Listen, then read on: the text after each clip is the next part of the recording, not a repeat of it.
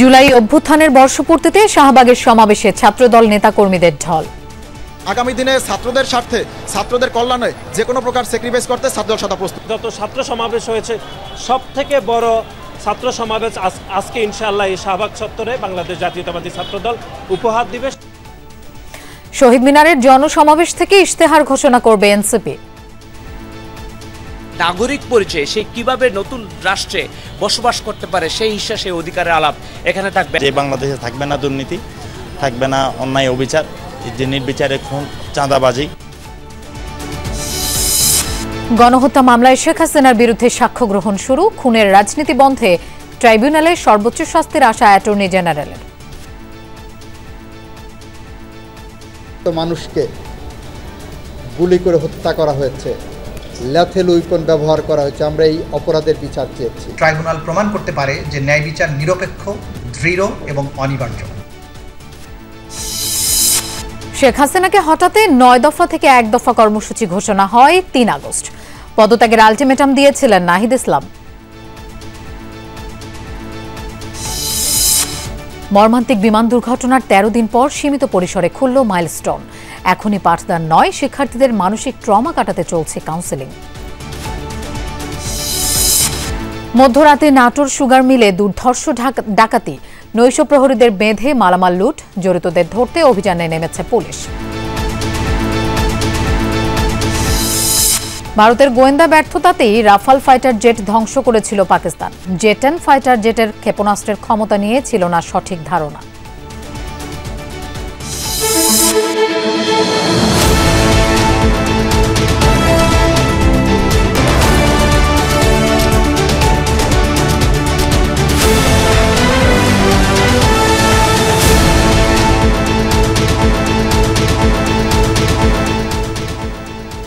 শুভেচ্ছা, আমন্ত্রণ দুপুরে বাংলাদেশের আয়োজনে। আপনাদের সঙ্গে থাকছি আমি মৌসুমী আহমেদ লোপা। এতক্ষণ শিরোনাম দেখছিলেন। শাহবাগে ছাত্রদলের ছাত্র সমাবেশে জড়ো হচ্ছেন সংগঠনটির নেতাকর্মীরা। জুলাই অভ্যুত্থানের বর্ষপূর্তি উপলক্ষে আয়োজিত সমাবেশে বিকেলে ভার্চুয়ালি যুক্ত হবেন বিএনপির ভারপ্রাপ্ত চেয়ারম্যান তারেক রহমান। বিকেল ৩টায় শুরু হবে সমাবেশ। এরই মধ্যে জাদুঘরের সামনে নির্মিত মঞ্চের সামনে স্লোগান দিচ্ছেন নেতাকর্মীরা। বিশাল সমাবেশ হবে বলে আশা করছেন ছাত্রদলের সাধারণ সম্পাদক নাসির উদ্দিন নাসির। সমাবেশে বক্তব্য রাখবেন দলের মহাসচিব মির্জা ফখরুল ইসলাম আলমগীর সহ ছাত্রদলের সাবেক নেতারা। জুলাই অভ্যুত্থানের পর এটাই ছাত্রদলের প্রথম বড় কোনো গণজমায়েত। তবে এবারের সমাবেশে দেখা যাবে না চিরাচরিত মিছিল, ব্যানার, ফেস্টুন। সমাবেশকে কেন্দ্র করে সৃষ্ট জনদুর্ভোগের জন্য সংগঠনটি আগাম দুঃখ প্রকাশ করেছে।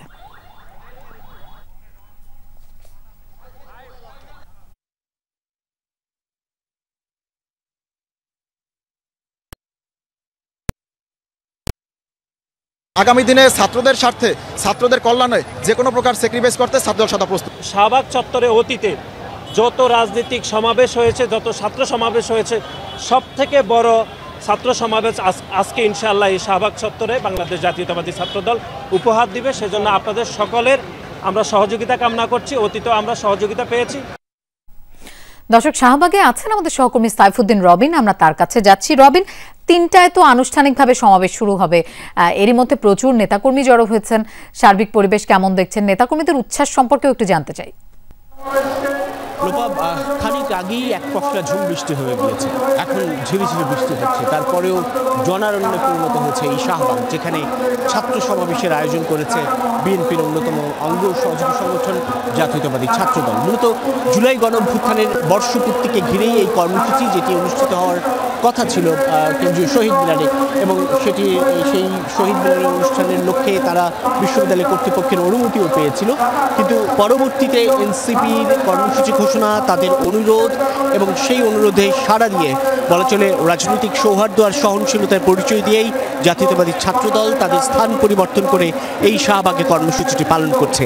যেটি বলছেন ছাত্রদলের নেতৃবৃন্দ, যে জুলাই গণ অভ্যুত্থানে ছাত্রদলের কতটা জোরালো ভূমিকা ছিল ও আত্মত্যাগ ছিল, সেটুকুই তারা আবার উল্লেখ করতে চায় এই সমাবেশ থেকে। এবং সেই সঙ্গে যে পরিবর্তিত পরিস্থিতিতে পুরনো যে বন্দোবস্তের কথা বলা হচ্ছে সেই বন্দোবস্তের বিপক্ষে যে ছাত্রদের অবস্থান সেটি স্পষ্ট করতে চাচ্ছে। তবে সেই সঙ্গে ছাত্রদের রাজনৈতিক অধিকার প্রতিষ্ঠার লক্ষ্যে দ্রুত সময়ে নির্বাচনের যে দাবি আজকের এই ছাত্র সমাবেশ থেকে সেই দাবিটি উত্থাপন করবে বিএনপি। এবং সেই সঙ্গে বিএনপির এই অঙ্গ সংগঠন ছাত্র দলের সঙ্গে সংহতি জানিয়ে সাধারণ শিক্ষার্থীদের কতটা অংশগ্রহণ সেটি জানান দেওয়ার এক ধরনের উদ্যোগ এই ছাত্র সমাবেশে। যে এখানে যে সমাবেশকে ঘিরে বলা চলে দেশের নানা প্রান্ত থেকে ছাত্র দলের নেতাকর্মীরা অংশ নিয়েছেন। একদিকে মৎস্য ভবন, অন্যদিকে কাটাবন, অন্যদিকে সম্মুখে যে টিএসসি, পুরো এলাকা জুড়েই আসলে ছাত্রদলের নেতাকর্মীদের এই অবস্থান এবং বিস্তৃতি ছড়িয়েছে। ছাত্রদলের সাধারণ সম্পাদক নাসিরউদ্দিন নাসির এবং সভাপতি রাকিবুল ইসলাম রাকিব তারা যেমনটি বলছেন যে সংস্কার ও বিচার প্রক্রিয়া ত্বরান্বিত করে দ্রুত সময়ে জাতীয় নির্বাচনের আয়োজন করলেই জুলাই অভ্যুত্থানে হতাহত যে ছাত্ররা তাদের যে ত্যাগ সেটির প্রতি এক ধরনের সম্মান জানানো হবে, শহীদদের সেই আকাঙ্ক্ষা বাস্তবায়ন। এবং সেই সঙ্গে বিএনপি আগামী দিনে ছাত্রদের বা তরুণদের লক্ষ্য করে কী ধরনের কর্মপরিকল্পনা সাজাচ্ছে সেটি স্পষ্ট হবে আজকের এই ছাত্র সমাবেশ থেকে, যেখানে দলের ভারপ্রাপ্ত চেয়ারম্যান তারেক রহমান এবং অন্যতম অতিথি হিসেবে থাকছেন বিএনপি মহাসচিব মির্জা ফখরুল ইসলাম আলমগীর। তাদের কাছ থেকে এই আগামী তরুণ যারা বাংলাদেশকে বিনির্মাণ করবে এবং বিএনপি কী করে আগামীতে রাষ্ট্র ক্ষমতায় এলে বাংলাদেশ পরিচালনা করবে সেই লক্ষ্যে ছাত্রদের উদ্দেশ্যে একটি সুনির্দিষ্ট বার্তা দেওয়া হবে, এমনটাই প্রত্যাশা করছেন দেশের নানা প্রান্ত থেকে আজকের এই বিশাল ছাত্র সমাবেশে যোগ দেওয়া সাধারণ ছাত্র নেতাকর্মীরা। লোপা, রবিন, আপনাকে ধন্যবাদ আমাদের সাথে যোগ দেওয়ার জন্য। জুলাই গণ অভ্যুত্থানের বর্ষপূর্তি উপলক্ষে বিকেল 4টায় শহীদ মিনারে হবে জাতীয় নাগরিক পার্টি এনসিপির জনসমাবেশ। দেশব্যাপী পদযাত্রা শেষে কেন্দ্রীয় শহীদ মিনারের সমাবেশ থেকে নতুন বাংলাদেশের 24 দফা ইশতেহার ঘোষণা করবে দলটি। ঘোষণায় আসবে দেশ গঠনের কর্মসূচিও। এ বিষয়ে গতকাল বাংলা মোটর কার্যালয়ে এক সংবাদ সম্মেলনে এনসিপির আহ্বায়ক নাহিদ ইসলাম জানান, ফ্যাসিস্ট সরকারের পতন হলেও ফ্যাসিবাদী ব্যবস্থা শেষ হয়ে যায়নি। জুলাই ঘোষণাপত্রের সাংবিধানিক স্বীকৃতির দাবিও জানান নাহিদ। বলেন, জুলাই সনদের ভিত্তিতেই আগামী নির্বাচন ও সংসদ গঠিত হতে হবে। আক্ষেপ নিয়েই বলেন, অভ্যুত্থানের 1 বছর হয়ে গেলেও আকাঙ্ক্ষার পূর্ণতা আসেনি এখনো।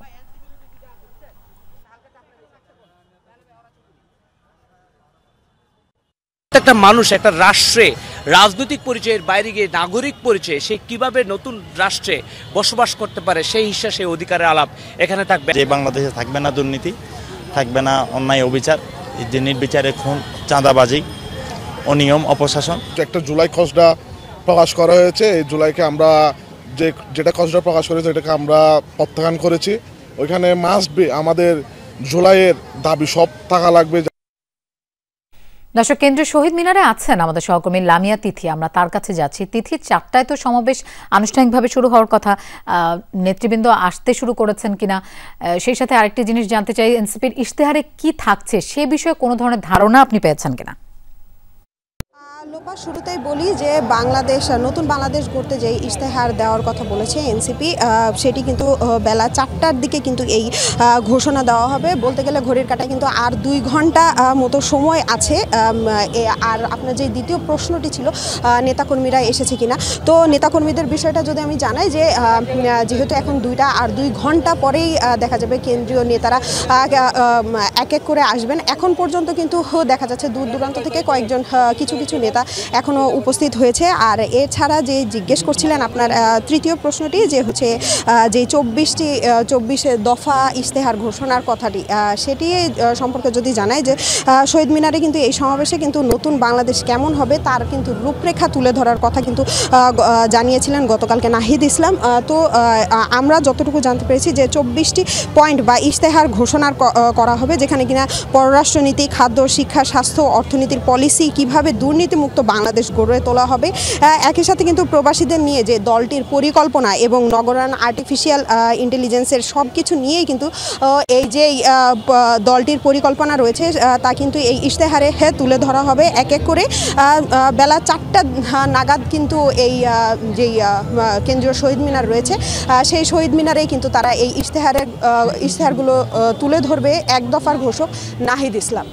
লোপা, তিথি, আপনাকে ধন্যবাদ আমাদের সাথে যোগ দেওয়ার জন্য। শেখ হাসিনার সর্বোচ্চ শাস্তি চায় রাষ্ট্রপক্ষ। মুক্তিযুদ্ধের চেতনার নামে গুম, খুন, চাঁদাবাজি ও টাকা পাচারের রাজনৈতিক সংস্কৃতি সৃষ্টি করেছিল বিগত সরকার। আন্তর্জাতিক অপরাধ ট্রাইব্যুনালে শেখ হাসিনার মানবতাবিরোধী মামলার সূচনা বক্তব্যে একথা বলেন অ্যাটর্নি জেনারেল মোহাম্মদ আসাদুজ্জামান। তিনি বলেন, মানুষের জন্য, গণতন্ত্রের জন্য এমন একটি ন্যায় বিচার প্রতিষ্ঠা করা দরকার যেখানে খুনের রাজনীতি বন্ধ হবে। তিনি বলেন, দুজন আসামির অনুপস্থিতিতে বিচার হওয়া মানেই ন্যায় বিচার বঞ্চিত হওয়া নয়। দোষীদের জবাবদিহিতা নিশ্চিত, বিচার বিভাগের প্রতি জনগণের আস্থা পুনরুদ্ধারে অপরাধীদের বিন্দুমাত্র ছাড় দেওয়া হবে না বলে জানান অ্যাটর্নি জেনারেল। এ সময় আন্তর্জাতিক অপরাধ ট্রাইব্যুনালের চিফ প্রসিকিউটর তাজুল ইসলাম বলেন, জাতীয় ও আন্তর্জাতিক মানদণ্ড মেনে বিচার পরিচালিত হবে। বলেন, শেখ হাসিনার বিচার অতীতের হিসাব মেটানো নয়, এটি বিচার ব্যবস্থায় জনগণের আস্থা পুনঃস্থাপনের একটি প্রক্রিয়া। আজ রাজসাক্ষী হওয়া সাবেক আইজিপি চৌধুরী আব্দুল আল মামুনকে আনা হয় ট্রাইব্যুনালে। সাক্ষ্য দিচ্ছেন জুলাই আন্দোলনের আহতরা।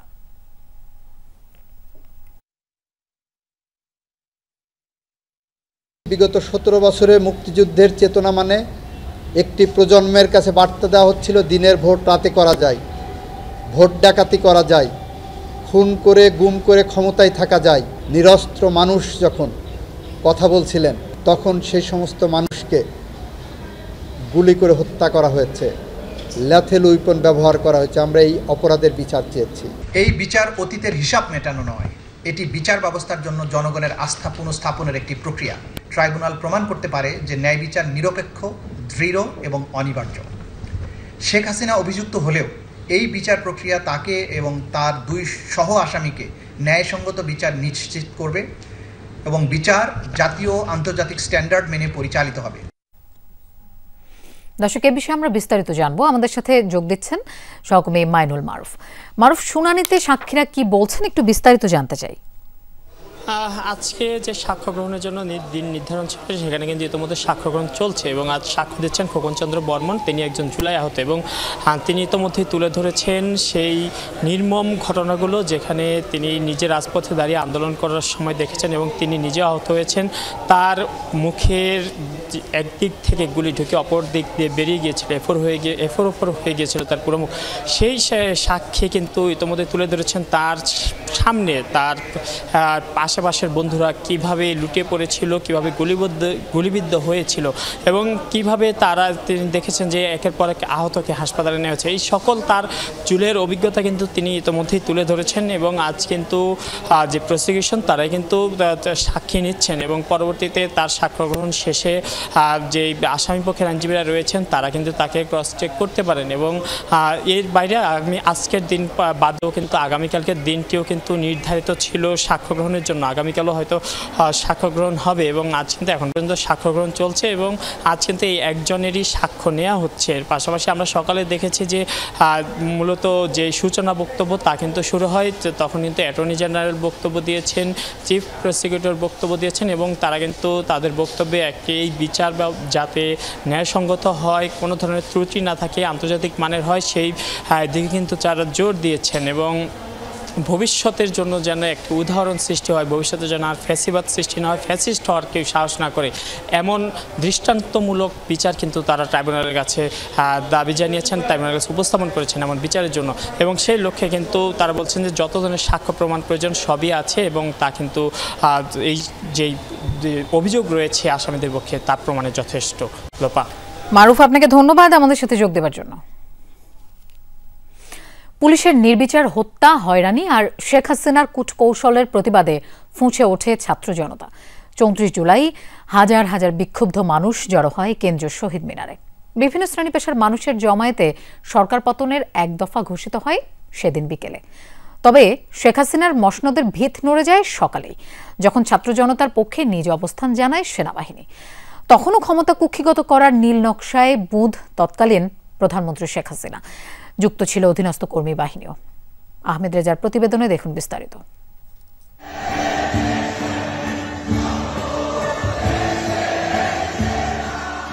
ক্যালেন্ডারের পাতায় সেদিন 3 আগস্ট 2024, কিন্তু আন্দোলনকারীদের কাছে দিনটি 34 জুলাই।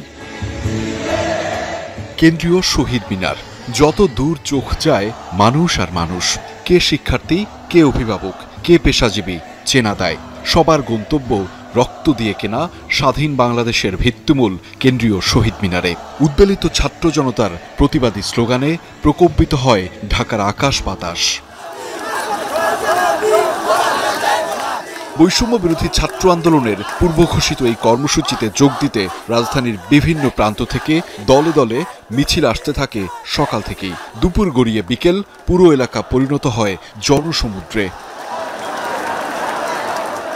এখানেই তৎকালীন বৈষম্য বিরোধী আন্দোলনের নেতারা সাফ জানিয়ে দেন, আর ছাত্র জনতার রক্তে রঞ্জিত আওয়ামী লীগের ক্ষমতায় থাকার অধিকার নেই।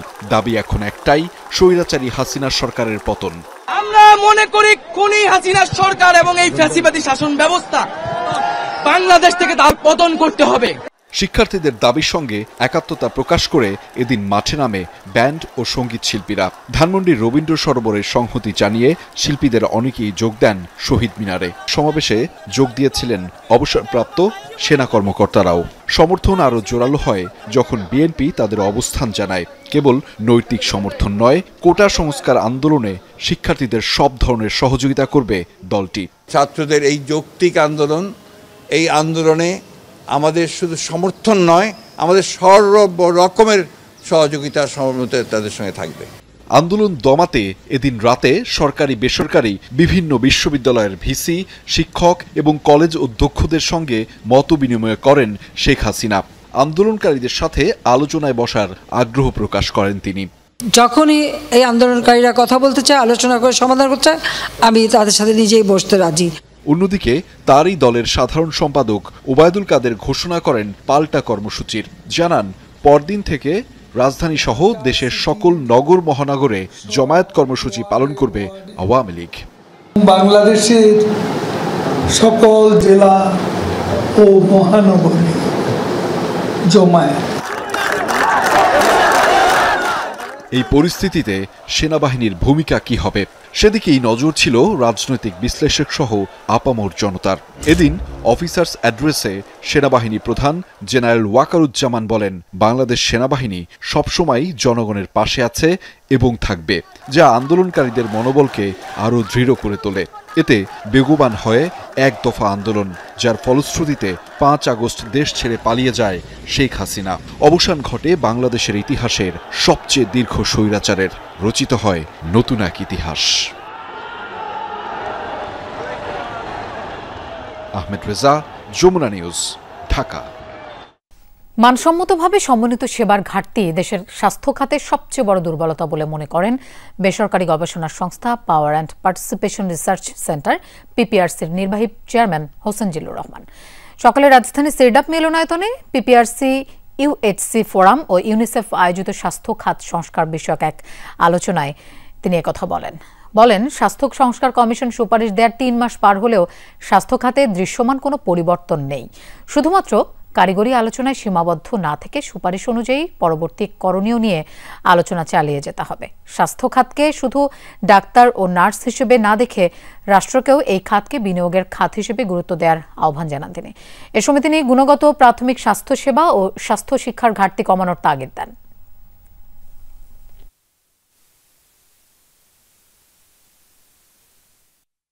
মানসম্মত সমন্বিত সেবা, সেটাই হচ্ছে আমাদের সবচেয়ে বড় দুর্বলতা এবং ঘাটতি। সেবা যারা দিচ্ছেন নীতি নির্ধারক মহলের চিন্তার মধ্যেও কিন্তু ঘাটতি আছে। এই হেলথ লিটারেসি, এটাকে একটা সমগুরুত্বের একটা এজেন্ডা হিসেবে আমাদেরকে মাথায় নিতে হবে। জাতীয় সনদ বাস্তবায়নের বাধ্যবাধকতা না থাকলে ভবিষ্যতে এর কার্যকারিতা নিয়ে সন্দিহান রাজনৈতিক বিশ্লেষকরা। তারা বলছেন, নোট অব ডিসেন্ট সহ যেসব বিষয়ে ঐকমত্য হয়েছে সেগুলো অস্পষ্ট। ক্ষমতার ভারসাম্য, প্রধানমন্ত্রীর ক্ষমতা হ্রাস, সাংবিধানিক সংস্কার, এসব গুরুত্বপূর্ণ প্রশ্নে কমিশনের সুপারিশ কতটা কার্যকর হবে তাও এখন পরিষ্কার নয়। অভ্যুত্থানের আকাঙ্ক্ষা বিবেচনায় নিলে সংস্কারের বিষয়ে যথেষ্ট ঐকমত্য হয়নি বলেই মনে করেন বিশ্লেষকরা। প্রায় 5.5 মাসের আলোচনা, তর্ক বিতর্কের সমাপ্তি। শিগগিরই চূড়ান্ত হতে যাচ্ছে জুলাই সনদ। দ্বিতীয় ধাপের সংলাপে 19টি বিষয়ে ঐকমত্যে পৌঁছেছে দলগুলো। এর মধ্যে 10টিতে নোট অব ডিসেন্ট অর্থাৎ দ্বিমত জানিয়ে একমত হওয়ার কথা জানানো হয়েছে। বিশ্লেষকরা বলছেন যেসব বিষয়ে ঐকমত্য হয়নি সেগুলোর ভবিষ্যৎ কি হবে তা স্পষ্ট নয়। ক্ষমতার ভারসাম্য রক্ষা কারো স্বৈরাচার হয়ে ওঠার পথ রুদ্ধ করা ছিল সংস্কারের গুরুত্বপূর্ণ লক্ষ্য, কিন্তু সেই ভারসাম্য তৈরি হবে কিনা তা নিয়ে সংশয় কাটেনি। আগের থেকে অবশ্যই ক্ষমতার কেন্দ্রীভূত হওয়ার পসিবিলিটি একটু কমেছে, কিন্তু আমরা সম্পূর্ণ সেফ কিনা আবারও কোনো একটা সরকার কোনো একটা সময় কোনোভাবে সংবিধানকে কোনো ধরনের সংস্কার করে অ্যাবসলিউট সেফগার্ড আমরা কখনোই পারবো না, কিন্তু মিনিমাম যেই সেফগার্ডটা আমাদের নিশ্চিত করার কথা ছিল এইটা বর্তমানে যে জায়গাটায় আছে সেইটা আমরা আসলে হচ্ছে গিয়ে আমার মনে হয় না যে আমরা সেটা নিশ্চিত করতে পেরেছি। রাজনৈতিক দলগুলো অভ্যুত্থানের স্পিরিটের জায়গা থেকে যথেষ্ট পরিমাণ সংস্কারের জায়গায় ঐকমত্য হতে পারে। দুইটা পক্ষকে যদি সমক্ষমতা সম্পন্ন হয় তাহলে দুই রাষ্ট্রপতি এবং প্রধানমন্ত্রীর মধ্যে একটা টানাপোড়েন সৃষ্টি হতে পারে। সে কারণে সরকার সেই অবস্থায় সরকারের স্থায়িত্ব নিয়ে সংকট সৃষ্টি হতে পারে এবং সরকারি কার্যক্রমে স্থিতিগত দেখা দিতে পারে। শঙ্কা আছে জাতীয় সনদ বা রাজনৈতিক ঐকমত্যের রূপরেখা বাস্তবায়নে বাধ্যবাধকতা না থাকলে সেটি কার্যকর হওয়া নিয়েও। ঐকমত্য সৃষ্টি করেই একটা জুলাই সনদ ঘোষণা করলে সেটা সব রাজনৈতিক দল মেনে নিতে বাধ্য হবে। আর এখন যদি কোন রাজনৈতিক দল নোট অফ ডিসেন্ট দেয় বা দ্বিমত পোষণ করে পরবর্তীতে তারা যদি এটা পরিবর্তন করে তাহলে সেই ক্ষেত্রে কিন্তু তাদের নৈতিক যে অবস্থান অবস্থানের কোনো সমস্যা হবে না। আমাদের দেশের প্রেক্ষাপটে এরকম ঘটনার নজির তো আছে, আর যদি সেটা সংসদে আলোচনার মাধ্যমে হয় ভবিষ্যতে তাহলে সেটাও একটা অনিশ্চয়তার ভিতর থাকে।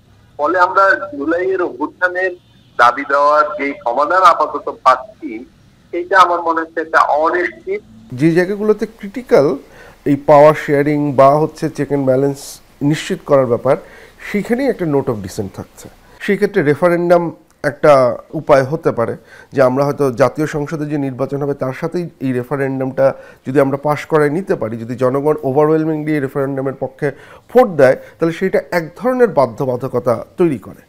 ঐকমত্য কমিশন বলছে গণতান্ত্রিক বৈষম্যহীন বাংলাদেশ গড়তে সব পক্ষকে এক ছাতার নিচে আনার চেষ্টা হয়েছে। এখন দায়িত্ব রাজনৈতিক দলগুলোর ঐকমত্যের প্রতি দায়বদ্ধ থাকার। অ্যাপয়েন্টমেন্ট প্রসিডিউরটা কি হবে, জবাবদিহিতা কি হবে, এই জায়গাগুলো আমার শঙ্কার জায়গা হিসেবে থেকে যাচ্ছে। লাভলি বিথি, যমুনা নিউজ, ঢাকা। যুদ্ধবিমান বিধ্বস্তের ঘটনায় ভয়াবহ ট্র্যাজেডির পর তৃতীয় দফার ছুটি শেষে সীমিত পরিসরে খুলল মাইলস্টোন স্কুল অ্যান্ড কলেজ। তবে আজ কোনো পাঠদান কার্যক্রম হয়নি। কর্তৃপক্ষ জানিয়েছে শিক্ষার্থীদের মানসিক ট্রমা কাটাতে করা হয়েছে কাউন্সেলিং। বিমান বাহিনীর পক্ষ থেকেও বসানো হয়েছে মেডিকেল ক্যাম্প, যেখানে দেয়া হয় শারীরিক ও মানসিক পরামর্শ। ধীরে ধীরে স্বাভাবিক শিক্ষা কার্যক্রম চালু করতেই নেওয়া হয়েছে এসব পদক্ষেপ। 21 জুলাই মাইলস্টোন স্কুল ক্যাম্পাসে বিধ্বস্ত হয় একটি প্রশিক্ষণ বিমান। এই দুর্ঘটনায় সব মিলিয়ে এখন পর্যন্ত 34 জনের প্রাণহানির তথ্য জানিয়েছে স্বাস্থ্য মন্ত্রণালয়। ভাঙাচোরা, খানাখন্দে ভরা বিধ্বস্ত সড়ক, রীতিমতো নরক যন্ত্রণায় চট্টগ্রাম মহানগরীর মোহরা এলাকার বাসিন্দারা। সাম্প্রতিক ভারী বর্ষণে সড়কের দশা আরও বেহাল, ঝুঁকি নিয়েই করতে হচ্ছে চলাচল। বর্ষা শেষে ক্ষতিগ্রস্ত সড়কের তালিকা করে সংস্কারের আশ্বাস দিয়েছে সিটি কর্পোরেশন। দেখে অজপাড়াগা মনে হলেও এটি আসলে বন্দরনগরীর মোহরা এলাকার দেওয়ান মহসিন পাড়ার সড়কের চিত্র।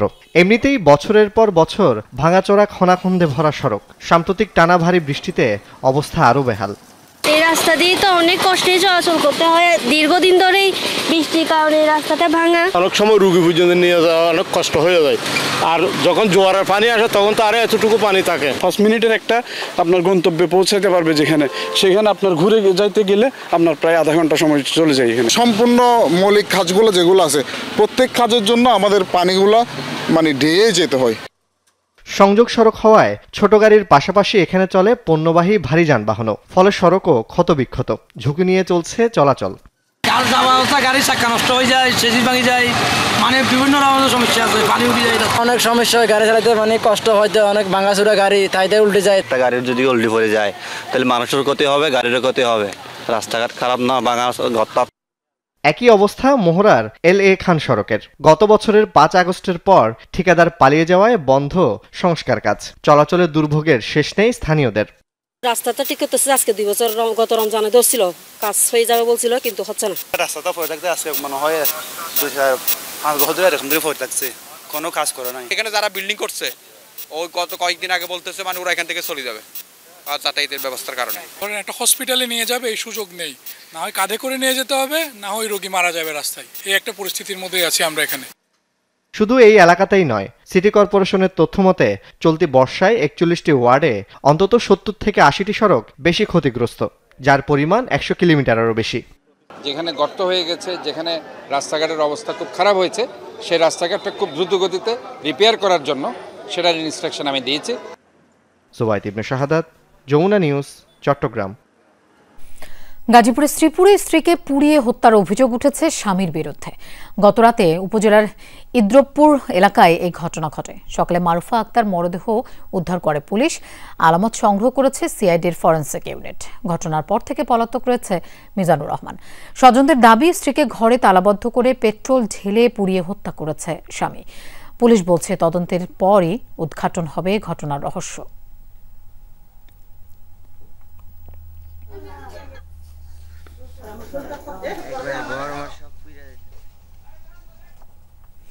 প্রায় 4 ঘন্টা পর রাঙ্গামাটির বাঘাইছড়ি মারিশা সড়কে স্বাভাবিক হয়েছে যান চলাচল। উপজেলা নির্বাহী কর্মকর্তা জানান, রাতভর বৃষ্টির কারণে ভোরের দিকে বাঘাইছড়ি মারিশা সড়কের 9, 10 ও 14 কিলোমিটার স্থানে পাহাড়ের মাটি ধসে পড়ে। আটকা পড়ে এই রুটে চলাচলকারী যানবাহনগুলো। ভোগান্তিতে পড়ে যাত্রীরা। বিজিবি ও সড়ক বিভাগের পাশাপাশি সেনা সদস্যরাও সড়ক থেকে মাটি সরানোর কাজ শুরু করে। টানা বৃষ্টিতে এখনো পাহাড় ধসের শঙ্কা রয়েছে বলে জানিয়েছে স্থানীয় প্রশাসন।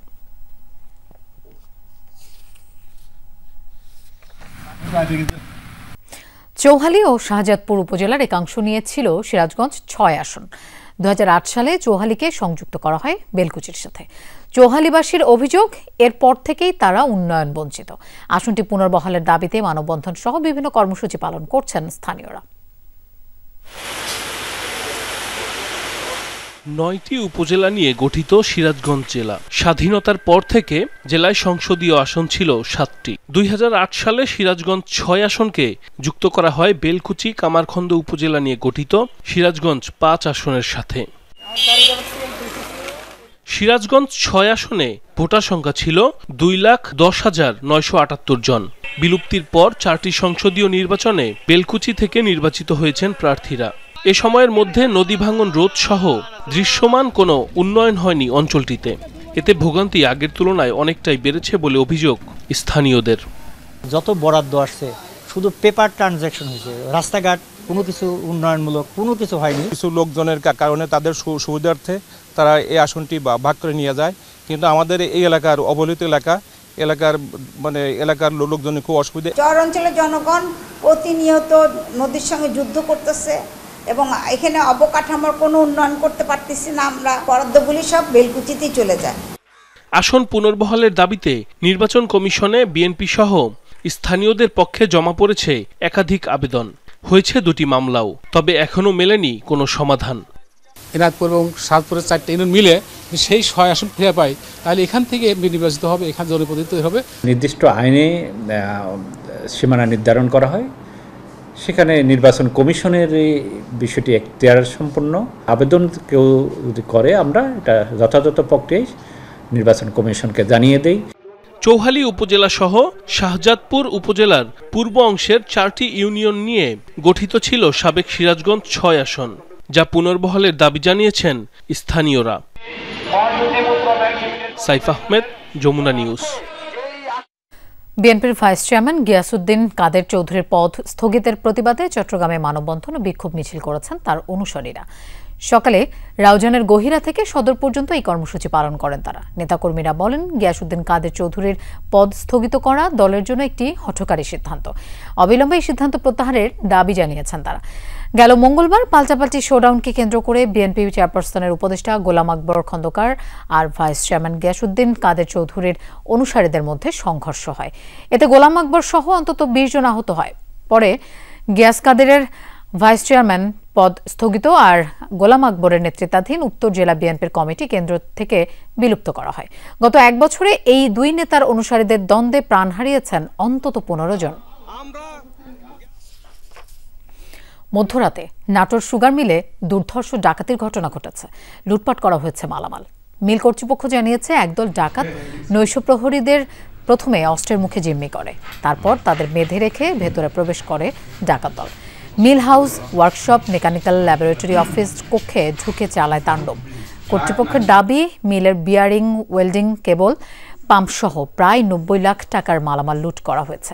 খবর পেয়ে ঘটনাস্থল পরিদর্শন করেছে সেনাবাহিনী ও পুলিশ সদস্যরা। জড়িতদের শনাক্তের চেষ্টা চলছে বলে জানিয়েছে আইনশৃঙ্খলা বাহিনী। শরীয়তপুরে পদ্মা সেতু এলাকায় সড়ক দুর্ঘটনায় মোটরসাইকেলের 2 আরোহী নিহত হয়েছেন। শনিবার রাতে সেতুর টোল প্লাজার জাজিরা প্রান্তের নাওডোবা এলাকায় হয় এই দুর্ঘটনা। পুলিশ জানায়, বেপরোয়া গতির কারণেই দুর্ঘটনার কবলে পড়ে মোটরসাইকেলটি। এতে ঘটনাস্থলে নিহত হন আলী, অন্তু ও সুজন। তাদের মধ্যে অন্তুর বাড়ি সাভারের হেমায়েতপুরে বলে জানা গেছে। মরদেহ দুটি উদ্ধার করে মর্গে পাঠিয়েছে পুলিশ।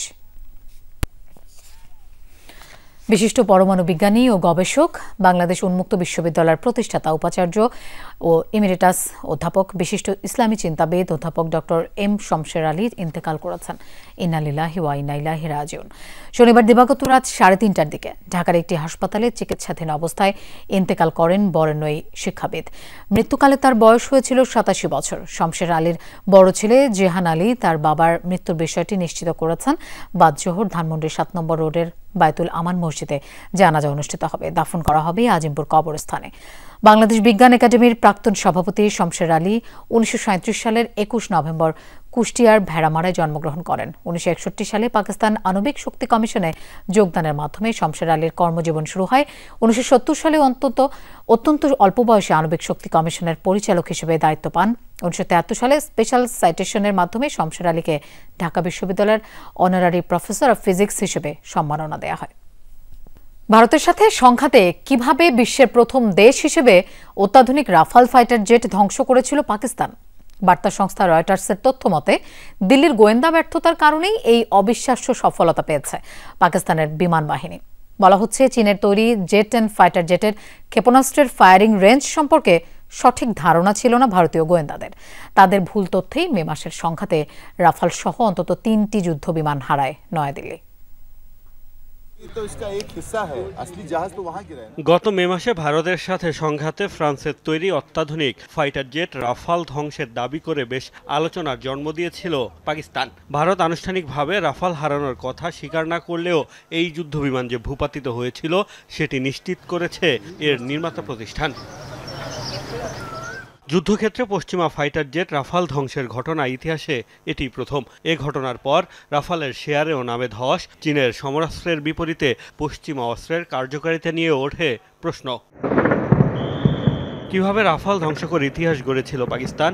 বলা হচ্ছে, 7 মে দুপক্ষের মধ্যে ঘণ্টাখানেক ধরে চলে লড়াই। বিশেষজ্ঞদের হিসাবে লড়াইয়ে অংশ নেয় প্রায় 110টি যুদ্ধবিমান, যা কয়েক দশকের মধ্যে বিশ্বের সবচেয়ে বড় বিমান যুদ্ধ। ভারতের ফাইটার জেট ভূপাতিত করে মূলত চীনা জে-10 যুদ্ধবিমান। বার্তা সংস্থা রয়টার্স জানিয়েছে, ভারতের গোয়েন্দা ব্যর্থতাই ইসলামাবাদের এই সফলতার মূল কারণ। 2 ভারতীয় ও 3 পাকিস্তানি কর্মকর্তার দেয়া তথ্যপত্র বিশ্লেষণে রয়টার্স দাবি করেছে, রাফাল যুদ্ধবিমানের কোনো ত্রুটি ছিল না। জে-10 ফাইটার জেট থেকে চীনের নির্মিত যে PL-15 ক্ষেপণাস্ত্র ছুড়েছিল পাকিস্তান, সেটির সক্ষমতা নিয়ে হিসাবে গড়মিল করে ফেলেছিল ভারত। বিশ্বে শুধু চীন ও পাকিস্তানি ভিগোরাস ড্রাগনস নামে পরিচিত জে-10 যুদ্ধবিমান ও PL-15 ক্ষেপণাস্ত্র ব্যবহার করে। ভারতীয় গোয়েন্দাদের ধারণা ছিল PL-15-এর পাল্লা 150 কিলোমিটারের আশপাশে। তাই ভারতীয় পাইলটদের বার্তা দেওয়া হয়েছিল তারা পাকিস্তানের ফায়ারিং রেঞ্জের বাইরে রয়েছে। এই ত্রুটিপূর্ণ গোয়েন্দা তথ্যই কাল হয়েছিল ভারতের। বলা হচ্ছে, কমপক্ষে 200 কিলোমিটার দূর থেকে ক্ষেপণাস্ত্র ছুড়ে ভারতীয় পাইলটদের পরাস্ত করে রাফাল সহ 3টি যুদ্ধবিমান ধ্বংস করা হয়। মোস্তফা মাহমুদ, যমুনা নিউজ। গাজায় খাবারের সংকট এতটাই তীব্র যে অনাহারে রাখতে হচ্ছে ইসরায়েলি জিম্মিদেরও। নিজ দেশের প্রধানমন্ত্রীর বর্বরতার কারণে ইসরায়েলি জিম্মিদেরও যে বর্তমানে দিনের পর দিন না খেয়ে থাকতে হচ্ছে, সেটি তুলে ধরতে এক জিম্মির ভিডিও প্রকাশ করেছে ফিলিস্তিনি স্বাধীনতাকামী সংগঠন হামাস। প্রকাশিত ফুটেজে দেখা যায়, যুদ্ধ বন্ধ করে তাদের মুক্তির ব্যবস্থা করতে কঙ্কালসার শরীরের সেই যুবক বেনিয়ামিন নেতানিয়াহুকে অনুরোধ করছেন। মাটির নিচে দীর্ঘ সরু টানেল, 2 দেয়ালের মাঝে গুমট অন্ধকার, সেখানেই কারাবন্দী জীবন। হামাসের প্রকাশ করা ভিডিও ফুটেজে দেখা গেছে হাড্ডিসার এ তরুণকে। নাম ইভিয়েতার ডেভিড। ফিলিস্তিনি স্বাধীনতাকামী গোষ্ঠী হামাসের হাতে প্রায় 22 মাস ধরে বন্দী 24 বছর বয়সী এ ইসরায়েলি। ইসরায়েলের অবরোধে গাজার 22 লাখ মানুষ যেখানে অভুক্ত, সেখানে এই জিম্মির ভাগ্যেও জুটছে না পর্যাপ্ত খাবার। ভিডিওতে দেখা যায় শাবল হাতে মাটি খুঁড়ছেন ডেভিড। বলছেন নিজেই নিজের কবর খুঁড়ছেন। করুণ দশা থেকে মুক্তির জন্য ইসরায়েলের প্রধানমন্ত্রী বেনিয়ামিন নেতানিয়াহুর প্রতি আকুতি জানান ইহুদি তরুণ। আমি দিনের পর দিন শুধু ডাল আর বিন খেয়ে বেঁচে আছি। অনেক দিন খাবারও দেওয়া হয় না। প্রধানমন্ত্রী বেনিয়ামিন নেতানিয়াহুর কাছে জোর হাতে অনুরোধ করছি, আমাকে এবং আমার সাথে বন্দী সবাইকে এ নরক থেকে মুক্ত করার ব্যবস্থা করুন।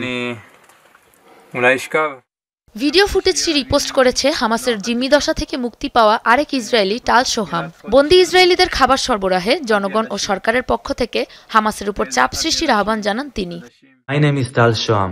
আমার নাম টাল সোহাম। হামাসের হাতে 505 দিন জিম্মি ছিলাম আমি। আজ হামাস ডেভিডের একটি ভিডিও প্রকাশ করেছে। ওই টানেলে 481 দিন আমার পাশেই বন্দী ছিলেন তিনি। তার শারীরিক অবস্থা খুবই খারাপ।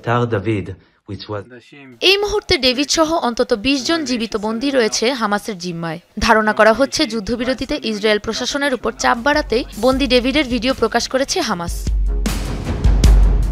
সাবরিনা নুসরাত, যমুনা নিউজ।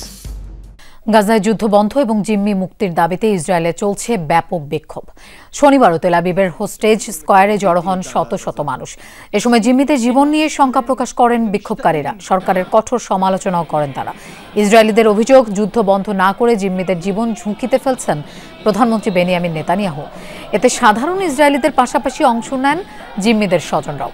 গাজায় যুদ্ধ শুরুর পর থেকেই জিম্মি উদ্ধারের দাবিতে লাগাতার বিক্ষোভ করছেন সাধারণ ইসরায়েলিরা। এসব আন্দোলনে নেতানিয়াহুর পদত্যাগের দাবিও উঠছে।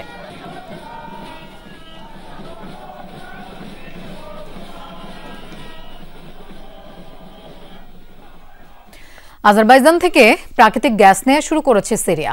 শনিবার তুরস্কের পাইপলাইনের মাধ্যমে আনুষ্ঠানিকভাবে শুরু হয় এই গ্যাস সরবরাহ। চুক্তি অনুযায়ী আজারবাইজানের রাষ্ট্রীয় জ্বালানি সংস্থার মালিকানাধীন শাহ ডেনিজ গ্যাস ফিল্ড থেকে সিরিয়াকে বছরে 1.2 বিলিয়ন কিউবিক মিটার গ্যাস সরবরাহ করা হবে। অন্তর্বর্তী প্রেসিডেন্ট আহমেদ আল সারা দায়িত্ব নেওয়ার পর জ্বালানির অভাবে চরম বিদ্যুৎ সংকটে ভুগছে সিরিয়া। গ্যাস সরবরাহ স্বাভাবিক হলে এই সংকট কাটিয়ে উঠবে বলে আশা দেশটির সরকারের।